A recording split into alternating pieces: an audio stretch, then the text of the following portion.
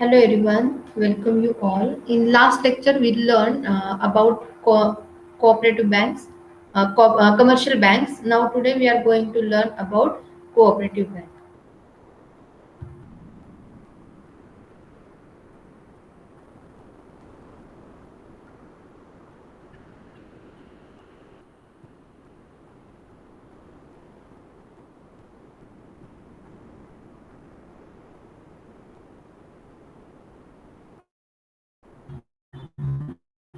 So, what are cooperative banks?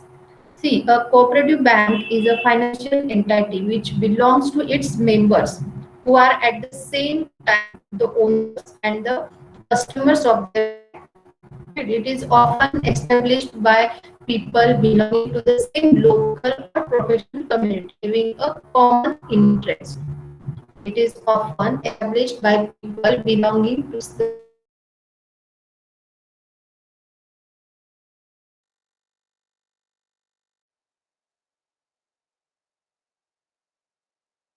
free from the clutches of money lenders who provide loans at an unreasonably high interest rate to the needy. The cooperative structure is designed on the principles of cooperation, mutual help, democratic decision making, and open membership. It follows the principle of one shareholder, one vote. Means एक सदस्य और एक vote, ये rule से ये cooperative bank काम करती है, right. And second thing is no profit no loss, मतलब प्रॉफिट भी नहीं है और लॉस भी नहीं है, ये रूल से काम करती है. Cooperative banks differ from commercial banks on the grounds of organization, governance, interest rates, the scope of functioning, objectives, and values. Right? Uh, the next is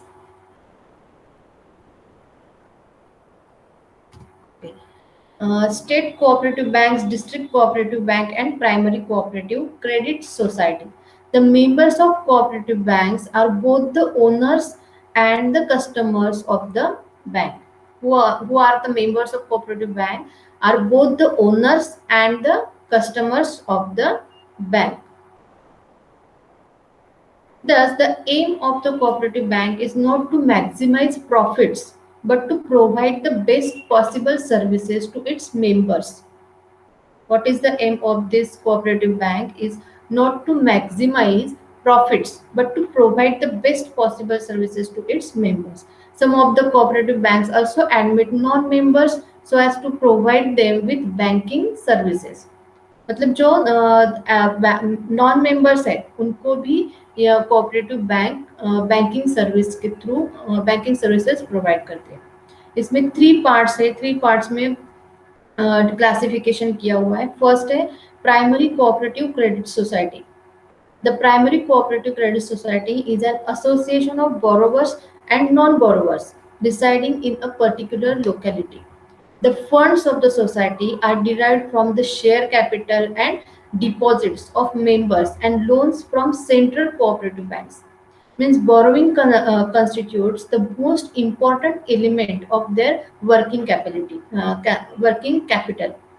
The borrowing powers of the members as well as of the society are fixed but may differ from state to state. It is differ from state to state. The loans are given to members for the purchase of cattle, fodder, fertilizers and pesticides. मतलब farmers जो है उनको ये cattle purchase करने के लिए loan provide करती है कोऑपरेटिव बैंक. देन फर्टिलाइजर्स के लिए, पेस्टिसाइड्स के लिए लोन कोऑपरेटिव बैंक देती है. Second is district cooperative bank or central cooperative banks. These are the federations of primary credit societies in a district and are of two types. That is those having a membership of primary societies only, and those are having a membership of societies as well as individuals. The funds of the bank consist of share capital, deposits, loans, and overdrafts from state cooperative banks and joint stocks. These banks provide finance to member societies within the limits of the borrowing capacity of societies. They also conduct all the businesses of a joint stock bank. And the third is state cooperative bank. The State Cooperative Bank is a federation of central cooperative banks and acts as a watchdog of the cooperative banking structure in the state. Means it procures funds from share capital, deposits, loans, and overdrafts from the RBI, Reserve Bank of India.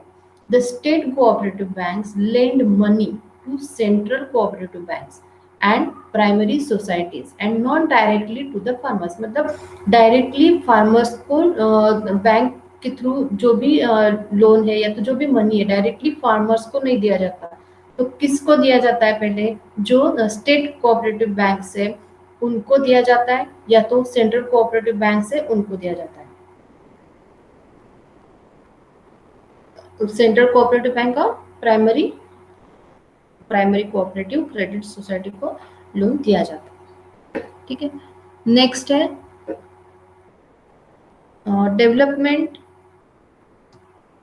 Development financial institutions. See the objectives. I give you some objectives of development finance institutions. What is development financial institutions?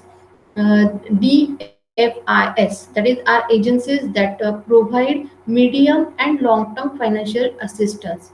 They help in the development of industry, agriculture, and other key sectors.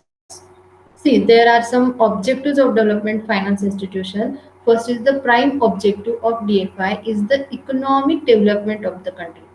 It is the economic development of the country. Second is these banks provide financial as well as the technical support to various sectors. Various sectors. Third is DFIs do not accept deposits from people. People say accept nahi karti hai deposits.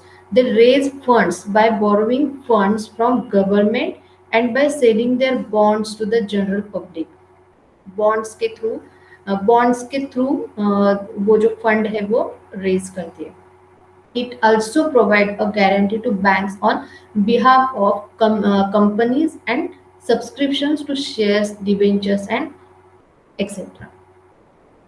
It also provides a guarantee to banks on behalf of companies and subscriptions to shares, debentures, etc. We learned what are the shares, equity shares, then debentures, what is the bond. We learned in our previous lecture. See, what is the main role of DFI, that is Development Financial Institutions? What is the role of this institution? It was to recognize the gaps in institutions and markets in our financial sector and act as a gap filler which was made due to incapability of commercial banks to finance big infrastructure projects for long term and support them to attain growth and financial steadiness. Right? The financial institutions in India were set up under the full control of both central and state government. Uh, we can say that the financial institutions in India were set up under the full control of both central and state government. The government used these institutions for the achievements in planning and development of the nation as a whole. Next point is Discount and Finance House of India, that is DFHI. Discount and Finance House of India. Uh, DFHI was incorporated in March 1988 and it commenced operation in April 1988. The main objective of this money market institution is to facilitate smoothing of the short-term liquidity imbalances by developing an active secondary market for the money market instruments.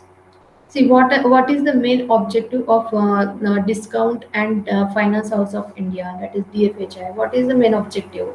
to provide liquidity to money market instruments, right? Second is to provide safe and risk free short term investment avenues to institutions. Then to facilitate money market transactions of small and medium sized institutions that are not regular participants in the market. Then fourth is to integrate the various segments of the money market. Then to develop a secondary market for money market instruments. These are some main objectives of DFHI. See, what is the functions and role of DFHI? To discount, rediscount, purchase and sell treasury bills, trade bills of exchange, commercial bills and commercial papers, right? Then to play an important role as a lender, borrower, or broker in the interbank call money market. As we learned in our previous lecture, what is call money? Okay. Then to promote and support company funds, trusts, and other organizations for the development of short-term money market. Then to advise government, banks, and financial institutions involving schemes for growth and development of money market. These are some functions and role of discount and finance house of India. See today, what we learn today, uh, there are 3 points to we learn: cooperative bank, then discount and finance of India, and development financial institutions. These are the organized sector. Okay, I hope you all are understood.